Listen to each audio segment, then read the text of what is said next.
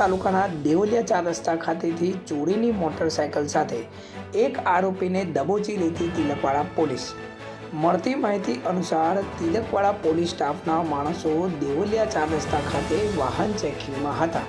આ દરમિયાન GJ06JL 1845 નંબરની મોટરસાયકલ ઉપર એક ઈસમ આવતા પોલીસ સ્ટાફના માણસોએ મોટરસાયકલ ઊભી રાખી ગાડી ચાલક પાસે કાગળ બાબતે પૂછતાછ કરતા કોઈપણ પ્રકારના કાગળ ન હોવાનું જણાવેલ। તિલકવાડા પોલીસે ઈ-ગુજકોપ એપ્લિકેશનમાં ગાડી નંબર નાખી તપાસ કરતા મોટરસાયકલ નસવાડી તાલુકાના ચામેઠા ગામની હોવાનું બહાર આવેલ।